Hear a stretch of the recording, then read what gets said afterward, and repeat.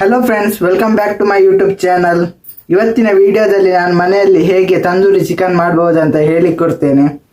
ನೀವು ನೋಡ್ಬೋದು ಎಷ್ಟೊಂದು ಚೆನ್ನಾಗಿ ಬಂದಿದೆ ತಂದೂರಿ ಚಿಕನ್ ಅಂತ. ಇದು ಗ್ರಿಲ್ ಚಿಕನ್. ನೀವು ಕೂಡ ಮಾಡಿ. ಇದನ್ನು ಹೇಗೆ ಮನೆಯಲ್ಲಿ ಮಾಡುವುದಂತ ಇವತ್ತಿನ ವಿಡಿಯೋದಲ್ಲಿ ಹೇಳಿಕೊಡ್ತೇನೆ. ಶುರು ಮಾಡುವ ಇವತ್ತಿನ ತಂದೂರಿ ಚಿಕನ್ ರೆಸಿಪಿ.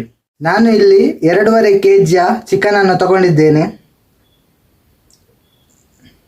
ನೋಡ್ಬೋದು. ಇದಕ್ಕೆ ಈಗ ಕಟ್ ಹಾಕುವ, ಆಗ ಮಸಾಲೆ ಎಲ್ಲ ಸರಿಯಾಗಿ ಇರ್ತದೆ.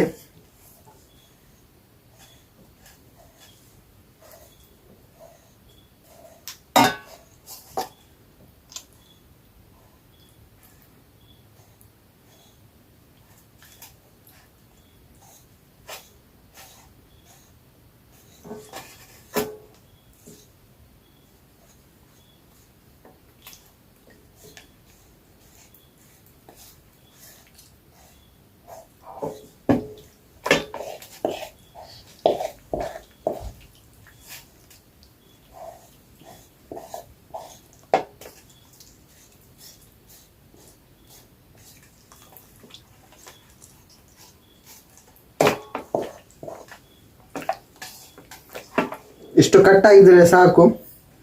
ಈಗ ಇದಕ್ಕೆ ಮಸಾಲೆಯನ್ನು ಮಾಡುವ. ನಾನು ಇಲ್ಲಿ ಒಂದು ಲಿಂಬೆ ಹಣ್ಣಿನ ರಸವನ್ನು ಹಾಕ್ತಿದ್ದೇನೆ, ಮೆಣಸಿನ ಹುಡಿಯನ್ನು ಹಾಕ್ತಿದ್ದೇನೆ, ಉಪ್ಪು, ಕಬಾಬ್ ಮಸಾಲ, ಒಂದು ಸ್ವಲ್ಪ ಗರಂ ಮಸಾಲ, ಶುಂಠಿ ಬೆಳ್ಳುಳ್ಳಿ ಪೇಸ್ಟ್,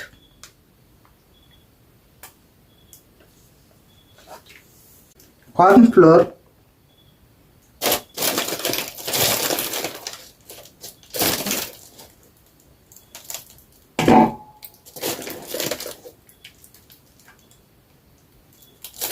ಮೈದಾ, ಸ್ವಲ್ಪ ನೀರು. ಇದನ್ನೀಗ ಮಿಕ್ಸ್ ಮಾಡುವ.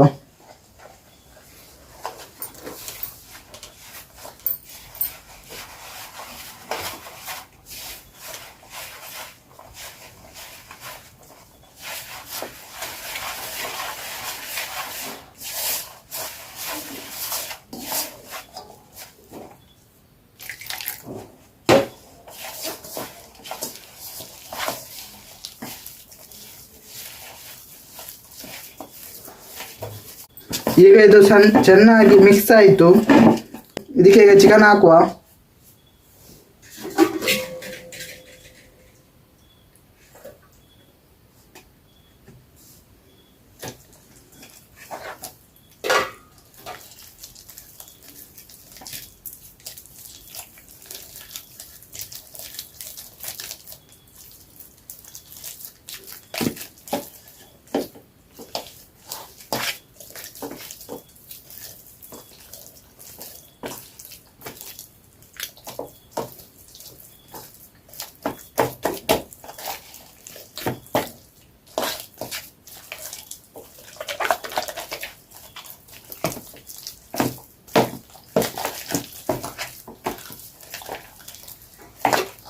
ಮಸಾಲೆಯನ್ನು ಚೆನ್ನಾಗಿ ಇದಕ್ಕೆ ಹಚ್ಚುವ.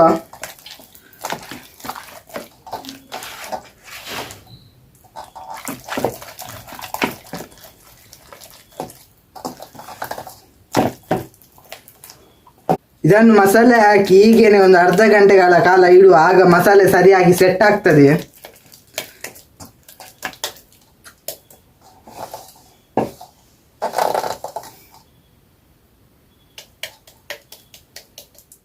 ಈಗ ಇದಕ್ಕೆ ಅರ್ಧ ಗಂಟೆ ಆಯಿತು. ಇದನ್ನೀಗ ರೋಸ್ಟ್ ಮಾಡುವ. ನಾನು ಓವನ್ನಲ್ಲಿ ರೋಸ್ಟ್ ಮಾಡ್ತಿದ್ದೇನೆ. ಸೊ ಈ ಥರದ್ದು ರಾಡಿಗೆ ಇದನ್ನು ಸಿಕ್ಕಿಸುವ. ಈಗ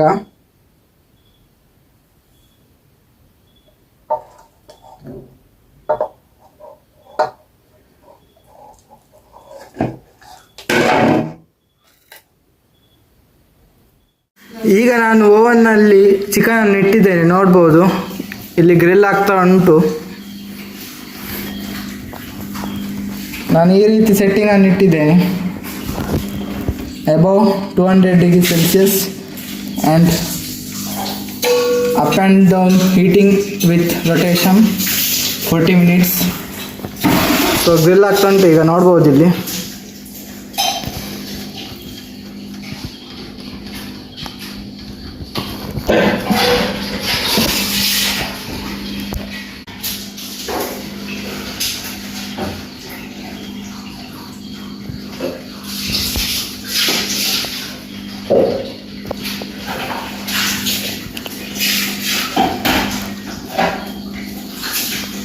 ಇದು 40 ಲೀಟರ್ನ ಓವನ್.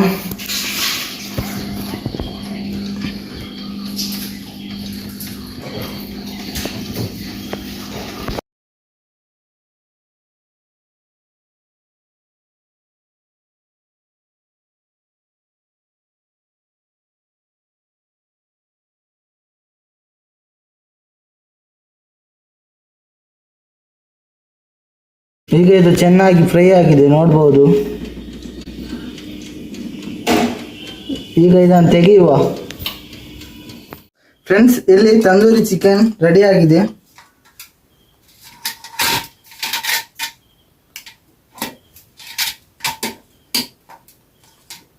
ನೋಡ್ಬೋದು ಎಷ್ಟು ಚೆನ್ನಾಗಿ ಫ್ರೈ ಆಗಿದೆ ಅಂತ.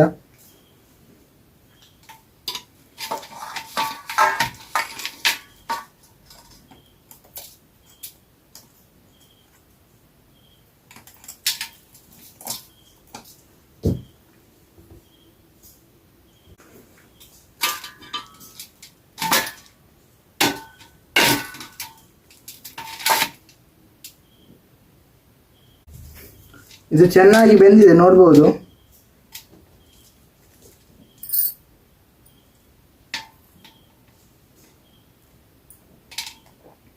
ಬಿಸಿ ಉಂಟು, ಎಷ್ಟೊಂದು ಜ್ಯೂಸಿಯಾಗಿ ಬಂದಿದೆ ಅಂತ ನೋಡ್ಬೋದು.